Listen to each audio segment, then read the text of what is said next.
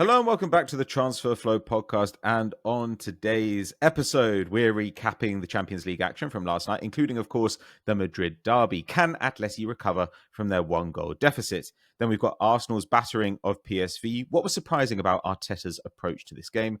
Plus, we cover the other two games and look at two guys for you to watch in tonight's matches. That's all on today's episode of the Transfer Flow. So we're back for another Wednesday edition of the Transfer Flow. Neel, it's good to have you here. How are you doing? Very good. Great to be back on again. How are you? I'm good, thank you. I'm good. It's nice to have midweek matches where there's like one worth watching each night.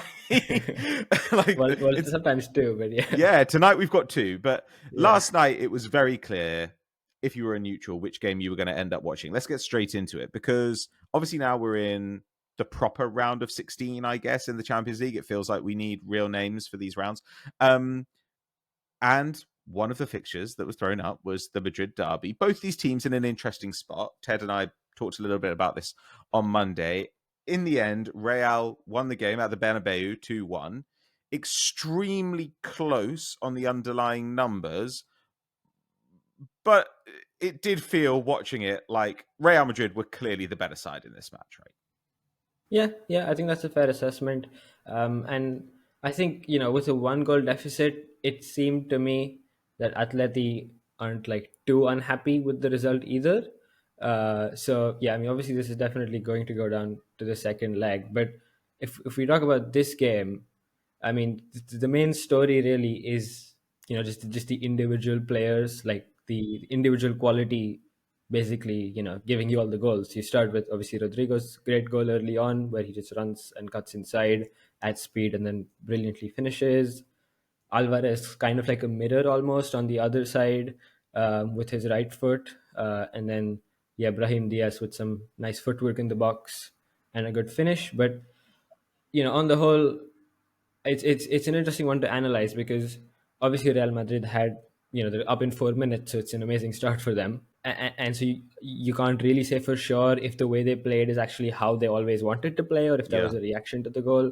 But one of the things I noticed, which I have noticed recently in most of the big games they play, is that in possession they have tended to adopt a more sort of positional system, if I can say that, for these sort of games. So, I mean, without becoming like too tactics nerdy in this part, very sort of on a simplistic level, there's a lot of talk in the tactics nerd circles about Carlo Ancelotti's Real Madrid and how they kind of break the typical mold of all these top teams in the world right now who play like a very positional style of play. So like all the players have a specific role in specific areas they're supposed to be in, blah blah. But with Real Madrid, it's more like fluid, right? And I mean, obviously, we've been seeing that over the years. I mean, last season, great example with the whole Bellingham false nine thing and just all the stuff going on around. But all the time, we do see it. But like yesterday, for example, what we saw is pretty much like I can tell you about all the players, what sort of roles they had. So like the wingers were mostly like quite wide. Vinicius, yes, he drifted inside a bit, but Rodrigo especially stayed quite wide. Mbappe did sort of drift around in the central space a bit, but then like Brahim Diaz was very much kind of fixed in that left side number 8 region. You didn't see him drift around like Bellingham would. And then you had Camavinga and Tchouameni, kind of sitting deeper in midfield, but then one of them would push up, kind of going around Mbappe from time to time. Valverde tended to sit inside a bit more initially, but then he did push up further, in the opposition's half. Mendy also like went forward, linked up with Vinicius and Brahim Diaz, and then you've got the centre backs. I think one of the advantage this gives you is basically everyone knows where everyone is going to be roughly, right? I think that's what was reflected in that Rodrigo goal, and also he had the chance like 5 minutes after that where again there was another switch played to him. That time he got around the fullback, and I think they both went down in the box, but there was no penalty. But you did get Rodrigo as sort of an outlet there with more sort of play developing on the left because you had Brahim Diaz there and then Mendy and Vinicius linking up. So that was an interesting thing to note. I mean, obviously something to follow going forward if they keep doing this sort of thing in the big games. But yeah, an interesting development tactically, I think.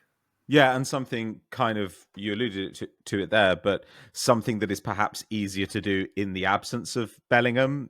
Bellingham, what the advantage of him, of course, and I guess this is the advantage of having a slightly more unpredictable system of rotations, I guess, is that you have Bellingham often ripping up a defensive structure by arriving late or by dribbling from deep or whatever it might be. Here, in his absence, and of course with that early goal, it seemed like they were quite happy to keep their structure, lock Atleti down. And if it weren't for the astonishing Alvarez finish, Atleti wouldn't really have produced much at all in this game, right? No, I don't think so. I mean, it was a classic away big game match plan from Simeone, right? Like 4-4-2 low block, basically everyone in their own half. I mean, their idea of creating was obviously on the counter, and then it obviously becomes so difficult when you're a goal down to get those kinds of counters. So yeah, it was obviously a great goal from Alvarez, but yeah, that very much sort of bailed them out. In fact, I mean, there are a couple interesting points I found on Atleti's side. So one is like initially, before and after the early goal, they did kind of have something there in the build up where Real Madrid, as they always have done under Ancelotti, do not have a good defensive block. It's not a solid block, but they Mm-hmm. still tend to step up and press, and they did that here, especially like at 0-0 at the start. And so there are clear weaknesses there, right? Especially when they keep their line so high, their spaces in behind. And Atleti actually, I felt kind of were like close to finding them with especially like their wide play. So Mm-hmm. obviously they have the two defensive midfielders really deep, fullbacks pretty much alongside, and then you had especially Griezmann dropping in a lot. But the two wingers tended to stay quite high when they were building up. So you did get them, passing like around the back, around their box, and then someone trying to play it in behind because Real Madrid would press, someone playing it in behind. But then I think also soon enough, Real Madrid dropped their defensive line, like especially after they were goal up. So they kind of dropped their block a bit. And so they lost that sort of potential. And then, yeah, I mean, even like I think it was the 71st minute when Griezmann. I mean, he does this in every game. Simeone. He brings off Griezmann because I mean, yeah, he doesn't really have the legs to go full Mm-hmm. 90 at full speed anymore. Mm-hmm. We generally tend to send on Sørloth. Here he sent on Robin Lenormand, switched to a back five. So Yeah. 5-4-1 low block. And I felt at that time it seemed to me like that move is Simeone saying, "Okay, I'll take a 2-1. We'll see next week." Because yeah, after that, like there was nothing in the game, right? I mean, Real Madrid brought in Modric and he was just passing the ball around, Yeah. and then yeah, it was game over. Yeah, that Modric introduction really did feel like it solidified Real Madrid at a point in the game where Atleti were maybe starting to get a little bit of traction just after half time. Camavinga didn't really have his best game either on the ball or off it. It felt like he got dispossessed a couple of times. His forward passing was not the most incisive, whereas Modric comes on and does give you that coach on the field element, where he can control the tempo. But it's interesting there. It sounds like kind of what you're saying is that Real Madrid, maybe we should be a little bit less complimentary to their game plan. Maybe there were some moments where it bent but just didn't quite break, or Atleti couldn't force it to break. Is that a fair assessment? Yeah. I mean, I think again, it's really tough to assess because of the early goal. But what I would say is, without the super early goal, if Real Madrid kept up their press for longer, yeah, I definitely think they were at a much bigger risk of conceding because Atleti actually, like, they're one of the better teams at sort of breaching these high lines, and we saw that in that 4-4 against Barcelona in the Copa, right? Obviously, Barcelona are insanely keeping the line high, like in the 90 Mm-hmm. something minute. But Atleti do it really well, where they kind of like play wide, and then they get those runs from deeper in the central spaces. So like if it's even Alvarez, like he likes to drop back and then go forward, right? So it's much tougher for the defenders to track that. And obviously, if they bring on Sørloth, they also have like a presence on the last line. So they're actually a really good, pretty good team in terms of getting in behind. So yeah, I think it's not a favorable matchup for Real Madrid in that sense. And if it were 0-0 for longer, you could have seen that, and maybe even next week, if Atleti get an equalizer, or if for whatever reason, which I mean they sometimes do, they come out and start pressing high, you could see a goal going that way. So I mean, yeah, definitely a lot to play for in this one. Yeah, and it'll be interesting to see whether Ancelotti kind of wants to try and keep it tight and not introduce that element of chaos. Because here, I mean, even Brahim Diaz in this game was really outstanding defensively. I thought he was buzzing around, picking up loose balls, had 7 tackles and interceptions, a bunch of fouls as well. So at least he was kind of breaking up play, and it did feel like he was protecting Mendy and the left side of defense, I guess, as much as he could. Atleti's defense, on the other hand, it was quite shocking, that second goal, to see the way that it fell apart. You know, you get a little rotation and Mendy's able to run into this enormous space between the centre back and the right back, and they do get bodies back because they always get bodies back, because you have to do that if you play for Simeone.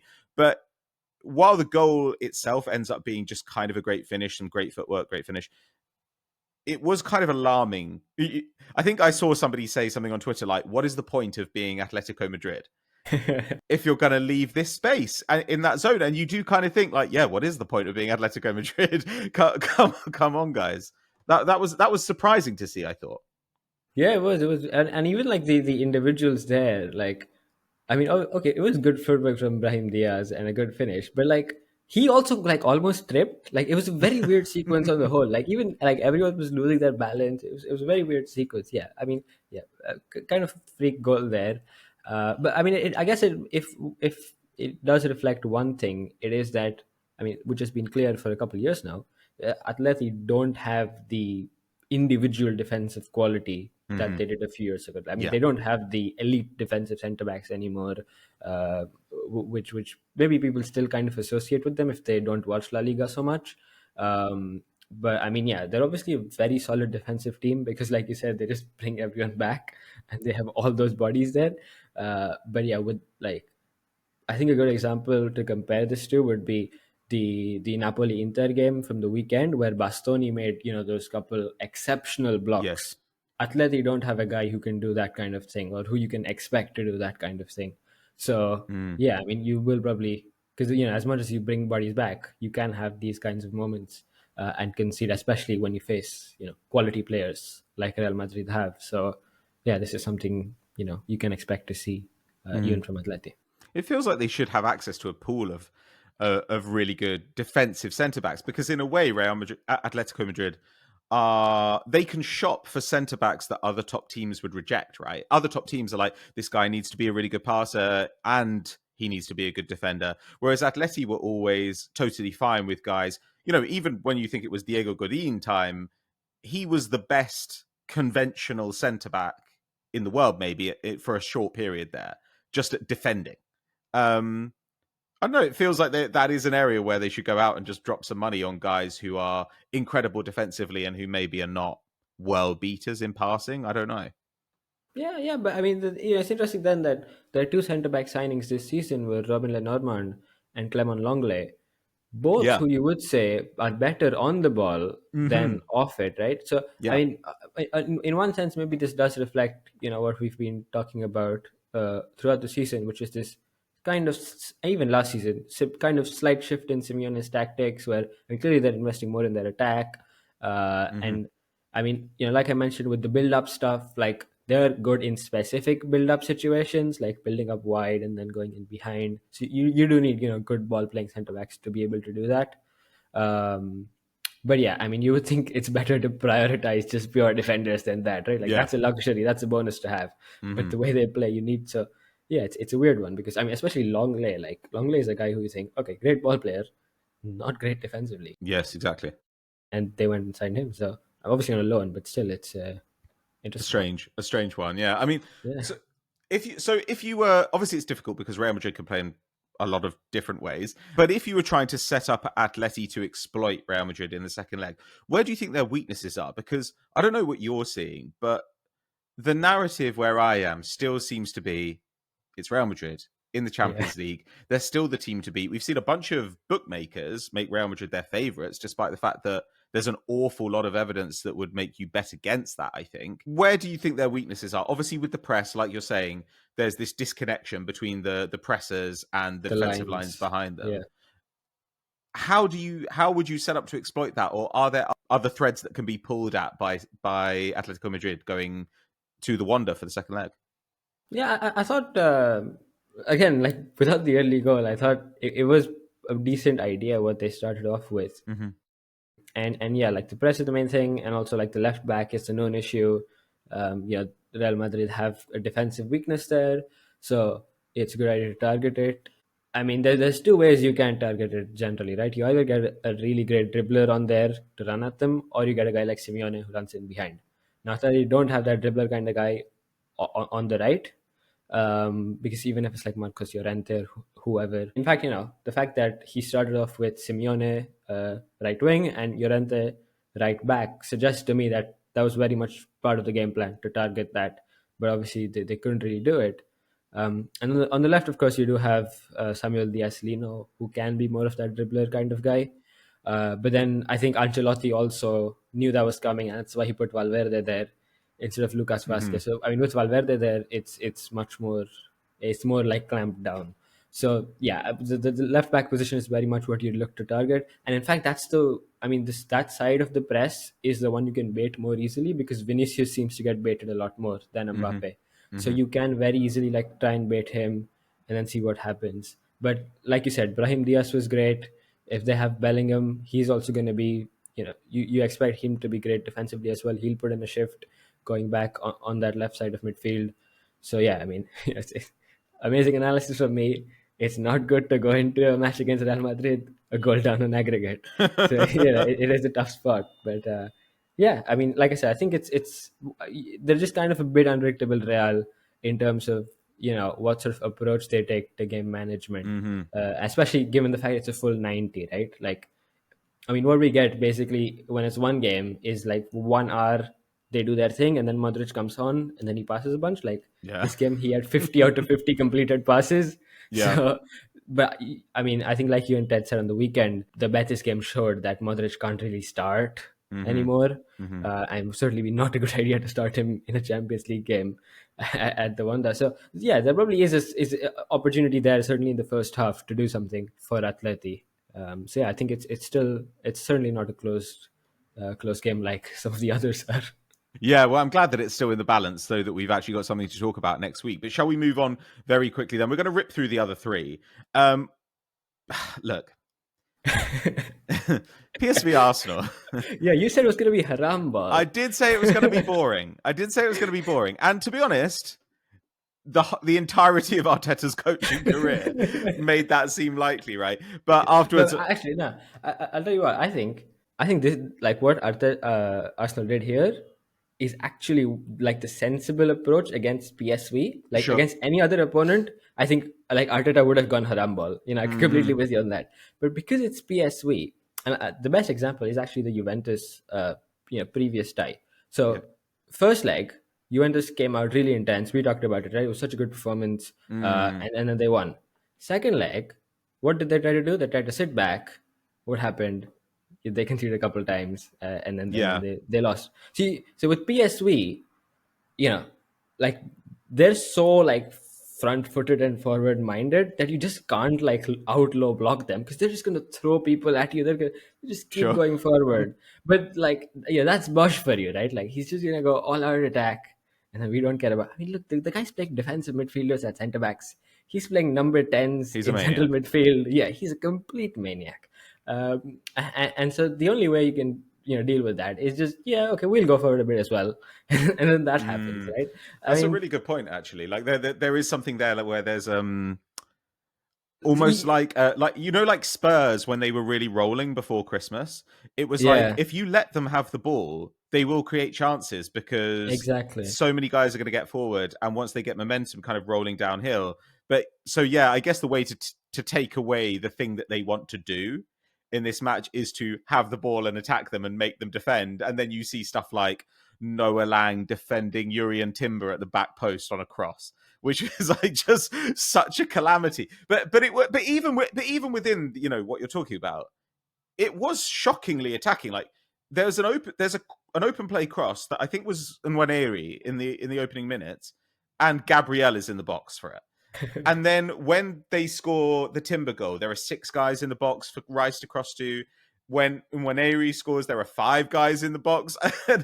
And there were underlaps. It was the underlaps all game that it felt Like like he PSV just couldn't do out-Boshed anything. Bosch. Yeah, That's basically what he did. exactly. But like, that's exactly the thing you do, because like with Arsenal, you have the player quality advantage basically everywhere, right? So you can very easily out-Bosch Bosch, because I mean, like one on one, you've beaten him all over. You just gotta go forward, just gotta match that sort of intensity. And I mean, and yeah, it was still like a pretty open game, right? Like I Yeah, think the scoreline is a was. bit harsh because PSV had chances, and that's what I was saying. Like when Arsenal were like what 2-3 up, they were kind of dropping back for a bit, and then you saw like PSV just crossing, all sorts going on, and there were some chances, right? Like they came close a couple of times. I mean, it could have been 2-3 at halftime. There was that one header, which was pretty close. So it could have been very different. But then, yeah, second half they just fell apart. Like it was complete collapse. It And was. yeah, it was done and dusted. It was all over the place, man. And yeah, you're right. The physical mismatches. I was looking at like Martin Odegaard has averaged something like 3 progressive carries a game. So I think those are progressive carries that are more than they're carries that end up taking the ball more than 15 yards closer to goal, something like Yeah. that. And he had 9 in this game. And when I was watching it, I was just like I only saw a little bit at the end and then had to go back and watch it before that. So I was approaching watching the first half, knowing the battering that it ended up being. But all I saw is just the whole game is just Odegaard and Rice just running through the middle, running straight up the gut. Doesn't really matter. And actually, Arsenal didn't press that aggressively as the game went on. But James You don't Benge said, need to. but James Benge noted on Blue Sky, he said Arsenal won possession in the PSV half 13 times in the first half, which is their most since that 5-0 against Chelsea last April. And I was like, not even trying that hard. Like straight after PSV get the goal, Rice nicks the ball at the corner flag and has a shot that actually was maybe Benitez's only good save of the night, because he only was save he made one horrific save. game. Oh yeah. It was 8 shots on target, right, and 7 goals. But my God, you're definitely right. Like it could have been much closer. But it also did sort of feel like if PSV score some goals in this game, Arsenal are just gonna go and attack more. Yeah, it'd be like it's like either 1-7 or like 3-9. But like, yeah, exactly. It's gonna be a big. I mean, yeah, like yeah, Bosch's tactics are like suited for the exact opposite of this. So when you hit him with this, it's just gonna be one result. And then when you get stuff like like a guy just falling over in the box and Marino scores a goal, and then at the end, I thought, okay, like Calafiori is an unusual player to be sure, but when your left back centre back guy is making a centre forward run and then scoring with his right foot, straight through the defense, it's you're having your day. You know, like that you've just got to do it. But it was I was watching it and I was just like, this is really funny. This is this is Arteta kind of like, football manager. I wonder what we can do in this game. But that tie's done and dusted, which is Arsenal definitely need a rest. So that's good stuff. And now it means that by the time they face whichever Madrid side they face, they might have Martinelli and Saka back, which is obviously a bit of a game changer for them. The other 2 games, anything you want to talk about? Dortmund Lille reportedly was a football match. I can't confirm because I wasn't watching. By all accounts, it was a football match. That was a good goal from Adeyemi, but that's about it. But I did watch Aston Villa Club Brugge, despite your warnings, and I'm pleased to report you're quite right. That was pure haramball from Emery, not from Arteta, but Emery, pure haramball. I mean, so they scored in the 3rd minute with like a set, like it was a free kick from like the middle third, probably just lump it in the box. First contact's like just random fall somewhere, and then they get the second contact, short goal. So 3 minutes they're up. And that's about it. Like, I mean, I think it's a good job Club Brugge scored as soon as they did. I think within 12 minutes they were equal, because that forced Villa to at least come out a bit. Because after the goal, it was pretty much an Atleti low block. Yeah, Villa were done for the night. But then, okay, they scored the equalizers. They had to like kind of step out a bit. But I mean, yeah, it was still like it was a relatively quiet game. Club Brugge had a couple decent chances. Like, I mean, if anyone was going to score, it was always going to be Club Brugge. But then in the 82nd minute, they did score, except in their own net, and then and then they gave away a very cheap penalty. Very cheap penalty. And yeah, that's a real shame because I think even 2-1 is really tough for Club Brugge to turn around at Villa Park, Yeah, but I think 3-1 so. feels just it's pretty close to dusted, right? So yeah, I think that's a shame because at the very least they could have gone in level, and yeah, I mean, it's still. I mean, obviously, all things considered, it's still an incredible campaign for Club Brugge. I think it was their first ever Champions League knockout win against Atalanta. Hmm. So impressive result. And like you and Ted were saying on Monday, it's obviously great for just their general approach, which is signing these kind of young talents, developing them, platforming them, and selling them on. And they have a lot of. I think it's even more than they usually do. I mean, so Maxim de Kuiper, the guy who scored a goal, is Yeah, very interesting he's a little bit left back. older, right? He's kind of He's 24. 24. Yeah, Yeah, yeah. So, but I think he's someone who can probably look to get a move in probably a year because yeah, he's a really definitely. well-rounded profile as well. He can like overlap. He's someone who can play inside. He's really good on the ball. But there's so many like under 20 or 23 or younger guys, right? Like so, Talbi, the guy who scored against Atalanta, he's just 19-year-old, pretty impressive winger. Had Kiriani Sabe, again, a kind of versatile young right back. He's just 20. I think he still needs a couple of years to develop, but he's also someone who like pushes up inside and kind of goes into midfield if needed. So a good profile there. Rafael Onyedika, 23-year-old midfielder. I think he's a top talent. He's been there for a couple of years, so he's. I mean, if he wants, I think he's definitely due a move. Ardon Yasheri, his partner, 22. They signed him from Switzerland last summer. He already looks like really well set there. And again, he's someone I'm sure clubs are looking at. Christos Zolis, also signed in the summer from Fortuna Düsseldorf, 23-year-old, very impressive winger, quite eye-catching, and quite direct as well. Joel Ordonez, 20-year-old right centre back. A good like physical profile. There's a lot of guys there. Yeah, I think they can definitely get a big summer of sales if the right offers come in, which I'm sure they will. So all things considered, yeah, they can't be too sad about it in the end. No, and I mean, look, there's a chance going up against Villa this season. Like, you never quite know.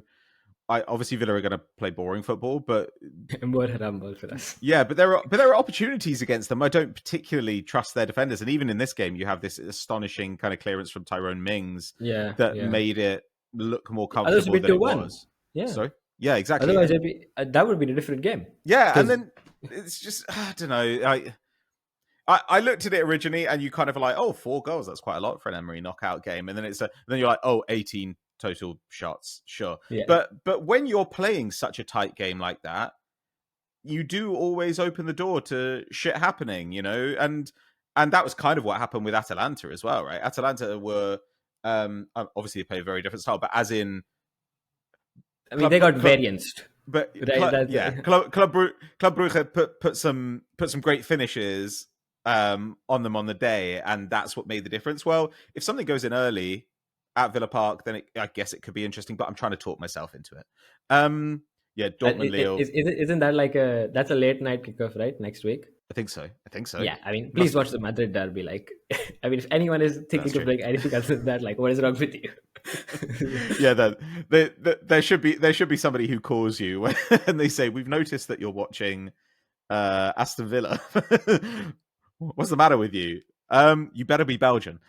Okay, so let's move on then, because we don't have the opportunity to talk about the other games this week. But we did want to profile a couple of players for them. So there are the two big matches. There's the German top two matching up. There's PSG versus Liverpool. But we thought it'd be interesting to talk about two guys from the other two games who have been having interesting Champions League campaigns. And the first guy is Vangelis Pavlidis, who has been absolutely soaring for Benfica, has arguably been better in the Champions League for them than he has been domestically. They signed him in the summer for about 18 million euros. He was at Bochum in Germany originally. Then he went to the Netherlands. He was with Willem II and AZ, who are, quite a smart team, I think we'd say. And the last 3 seasons with them had 21, 20, and 33 goal involvements in the league. So was just absolutely flying, and nobody really wanted to take the risk. It kind of felt like, well, he's 25, 26, and maybe if he'd been 23, you would have got I don't know, somebody like West Ham who always want to sign a striker. Yeah. Somebody like that interested, but it felt like he was not quite glamorous enough for that. And he's been sensational. I mean, he's got 7 goals and 2 assists in the Champions League so far this season. I was looking at the players ranked for non-penalty expected goals in the tournament so far, and it goes Mbappe, Erling Haaland, and then Pavlidis for this. And Benfica have had tough games, right? You know, it's been Juve are obviously not a nice defense to play. Monaco, hat trick against Barcelona. Even that Atleti game where he didn't score, he was still pretty damn good in 2/3 of the match. What stands out to you about Pavlidis? Because Benfica's strikers, they do kind of churn through them, and they're quite happy to take a few punts in the hope that one of them explodes for them. Yeah, I think Pavlidis is one of the most sure bets they've taken, because like you said, so I mean 3 seasons at AZ in a row. I mean all 3 of his seasons 20+ goals, and his underlying numbers are very much there, right? Like you were saying with the NPXG in the Champions League. Even if you go back to his previous league campaigns, I think it'd be 20+ XG in the Eredevisie. And obviously, part of that is even now with Benfica and AZ before, he's playing for teams who do create quite a good deal of chances, and so he definitely isn't short of supply. But yeah, I think he's a really nice, like, line leading striker kind of profile. He pretty much has all the tools. So the thing that stood out to me the most, especially I watched more of him at AZ, is his movement. I think he moves really well with space open and behind, but also in the box. And I mean, you can obviously see that in a shot map, like where he gets his shots from, particularly with his runs in behind. I think he angles them and he times them really well. So he does get onto a good deal of those through balls. His finishing can be a bit iffy, but I mean, especially with his left foot, like I don't really trust him. But with his right foot, he does have a decent amount of power, and he does kind of get shots in from even like tighter angles. He does well with his right foot. So yeah, he definitely had like a lot of those tools, and also generally just like physically, he has the kind of physique to hold up play, and he also has good enough footwork to like link up with his teammates. So he can be a pretty well-rounded striker in that sense. And yeah, I mean, I was surprised. I think 18 million is a really good deal for Benfica, who, as you said, like generally they look to get in these younger strikers who they can like develop and then sell on for big profits. And obviously they've done that with like Darwin Nunez, prime example. But Pavlidis to me seems more of a kind of guy who they're getting to like just for what he'll give to them. And that's why, like with 18 million, I think they can probably just recoup that in terms of the goals he scores for them, even if he's 26, which, as you say, is the main reason, I guess, why no one else really went for him, right? Yeah. But yeah, I mean, I think even his transfer market value last summer was 25 million. So Yeah. it's a really, really like budget signing in that sense. And yeah, I think, as you say, he's been proving his worth very much in the Champions League. And who knows? I mean, like you said, hat trick against Barcelona. They go again tonight. You never know what will happen, but definitely an interesting profile. And I did also want to on the point you made about Benfica. I think like their sort of striker flows has been really interesting over the last couple of years. And I'll kind of probably start this in 22-23 when they made the big Darwin Nunez sale. They made some interesting signings since then. So that summer they signed Kasper Tengstedt, who was a young Danish striker at the time, coming off of an incredible season in Norway. He just absolutely tore the league up. Unfortunately, that one didn't really stick at Benfica. I mean, he barely even played for the first team much after coming in, played more for the second team. Right now, he's on loan at Hellas Verona with an option to buy. And I mean, he's their top scorer, but like has 6 goals because they're a relegation battling team. So yeah, that one didn't quite work out. But I mean, at the time, it looked like a good signing because he definitely showed a lot of potential in Norway. He also had Petar Musa that summer again for like a 7-digit fee. He did really well in Portugal at Boa Vista. And he did play a bit for Benfica, but then he moved on and was sold to FC Dallas in MLS. So he's up there. Then 23-24, obviously, like at this time, that lead striker was now Gonzalo Ramos. And 23-24, he also got a big sale to PSG. So they made three major signings. One was Arthur Cabral, Yeah. who the Brazilian striker, who I think was pretty, yeah, he definitely kind of broke through at Basel in Switzerland, and then moved on to Fiorentina, did all right there, and yeah, he's also done all right. But again, he was like slightly on the older side, so I mean, like 24ish, if I'm not mistaken. So he was closer to this Pavlidis kind of signing in the sense that he's not necessarily a young, like a teenage talent who they can develop Yeah, and sure, sell of on for course. big money. Hmm. But the other guys they brought in were those kinds of guys. So one was Gianluca Prestianini. He came in from Vélez Sarsfield in Argentina, and he was an extremely highly rated talent there. I think he just came in on the back of like once or 1.5 seasons. Hmm. I mean, he didn't score much. He like had 3 goals or something, but he was 17, 18. So, it's not about the output; it's about the potential he showed, which very much was there. And he's still only 19. I mean, he's 2006 born, so he's very much one to watch in the future. Maybe next season, we'll see more of him. The other guy they got was Marcos Leonardo. Signed him from Santos. I believe that was the season when Santos were relegated for the first time ever. So there was a lot of hype around him, but then they could get him for a cut price. Hmm. Hmm. And with him, I mean, I think he spent like 6 odd months, and then he got an offer from El Hilal when, like last summer, when the whole like Saudi young player thing was happening, which we were talking about a couple of weeks back. So yeah, I mean, they did nothing and flipped a like 100% profit on him. They signed him for 20 million and Fair sold him enough. for 40 million. So like you can't complain with that. And then this summer they got Vangelis Pavlidis, obviously doing great. Got Benjamin Rollheiser from Argentina. Obviously, we know Benfica do like to sign from South America quite a bit. We've seen that, like Enzo Fernandez, another great example of that. So Rollheiser came in from Estudiantes in Argentina. He played a bit more, and he was also, I think, like 21, 22, something like that. But they've sold him as well, like just last window. Hmm. He went back to Santos in Brazil, but they also like made a minor profit on him. So again, it's like not one you could really complain about. So they do kind of bring these guys in. Oh yeah, they also signed Andrea Bellotti on loan, Yeah. which is And Zeki Amdouni. Zeki Amdouni from Burnley. Yes, He's on loan yeah, now.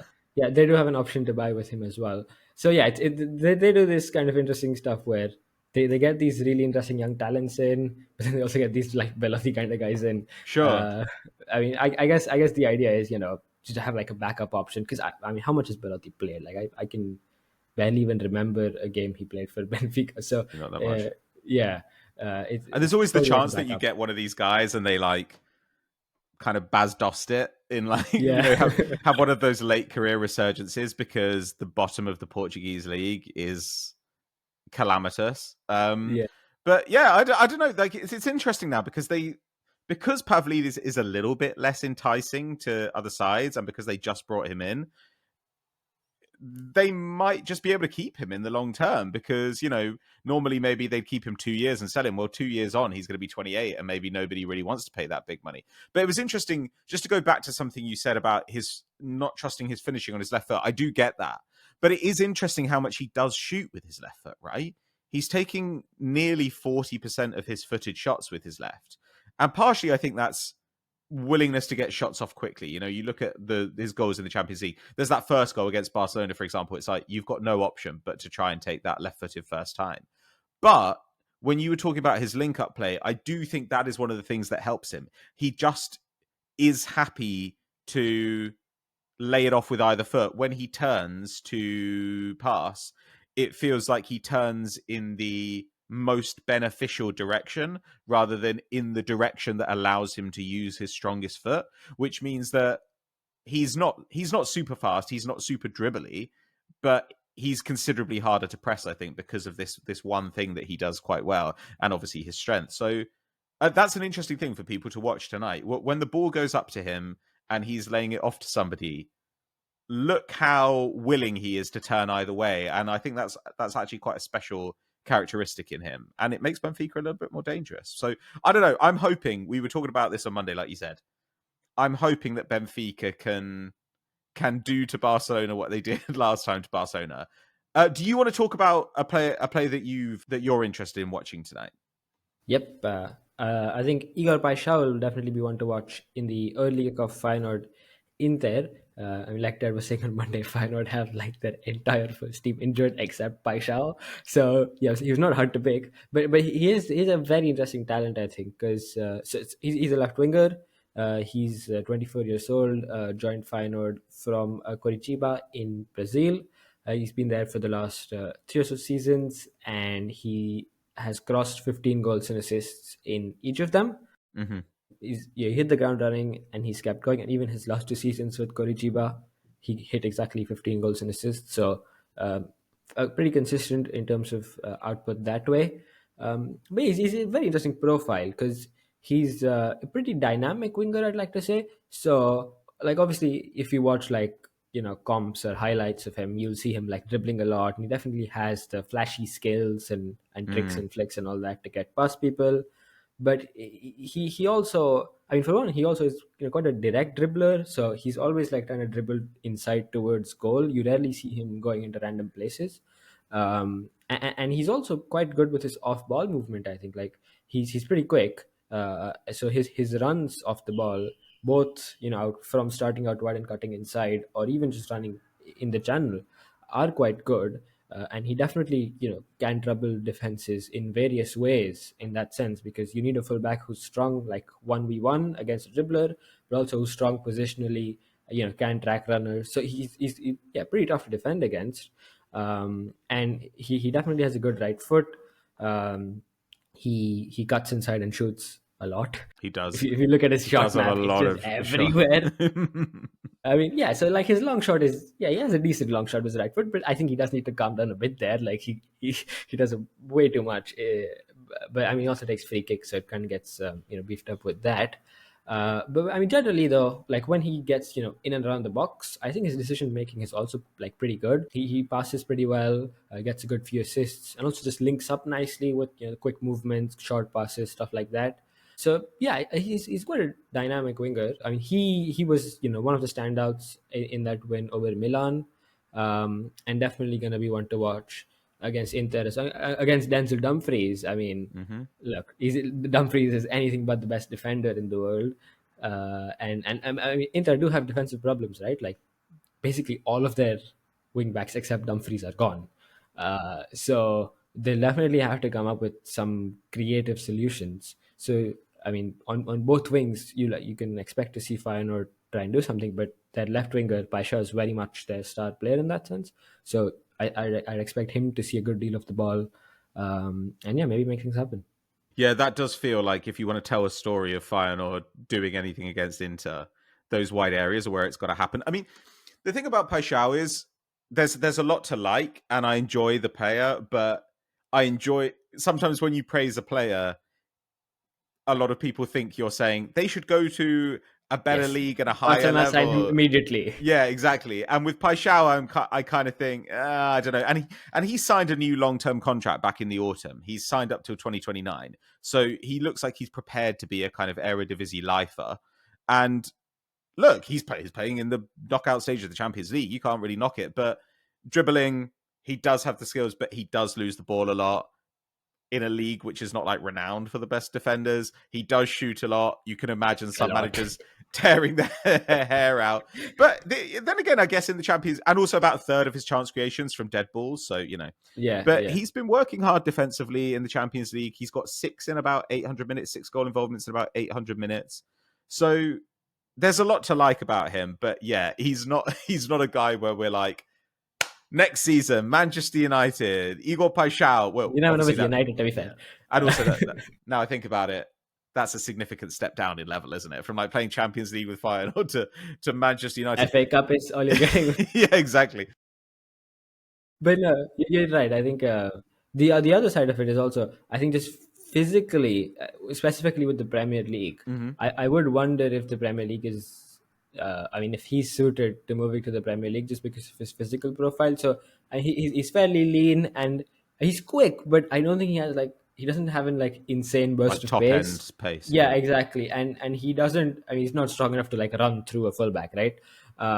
So there's that question. And with those kinds of wingers in the Premier League, the guy I can probably compare him to in that sense is probably a guy he played with, Yankuba Minteh, who was obviously on loan at Feyenoord for a bit. Because Minteh also isn't like super strong, right? I mean, obviously he's younger for one, so I mean that's a big advantage.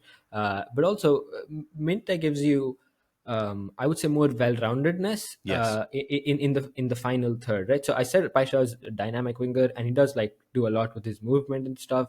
But in the final third, it feels like you can limit him. You When he has the ball, you try and cut off his shooting angles, and without the ball, with like no space to run in behind into, he isn't that big a threat. Whereas Minteh is someone who is, quite dynamic there, where his box movement is actually really good. He comes at the far post really well, and he Minteh is very much someone who can go both ways and do something. I mean, Paixão can also go outside, but then on his left foot, it feels like you can limit him much easier. So he Definitely. lacks that kind of dynamism and the physical maybe attributes to a sense. So yeah, I would say, I mean, listen, man, if you're getting 15 goal involvements a season in the Eredevisie plus Champions League football, fairly consistent, at least Europa League football, Hmm. you got to be happy with that. Yeah, exactly. And I think that, look, Feyenoord have got a really exciting matchup, and not a matchup that's like totally impossible for them. Like, yeah, they've got a horrible injury record, but at the same time, like you say, they're meeting Inter at a pretty interesting time. I don't know. I would like to see Paixão have a good game, and I think that brings us to an end of our podcast for this week. Before we say goodbye, Neel Shalat, where can people find you in between this week and next time we see you? Yep, you can head over to Twitter or Blue Sky. I'm at Shailat Neel, so that's just my name flipped around. Yeah, you'll see all the stuff I'm doing, the stuff that goes out, or also just general thoughts on there. Great. And I think that we will be talking about some of these games on Monday and any action from the weekend. We'll obviously have the return fixtures still to come too. Thank you very much for listening or watching. If you're watching this on YouTube, please do like and subscribe to the channel. Also subscribe to the newsletter. And if you're listening to us on a podcast app, we love it when you give us a review. We love it when you drop your questions underneath as well. That's always good stuff. Especially as we've got an international break approaching before too long. And believe me, we will need content when that comes Yeah, we're going around. to be desperate. Yeah, exactly. But thank you very much for your continued support, and we will catch you soon. Thank you. Bye-bye.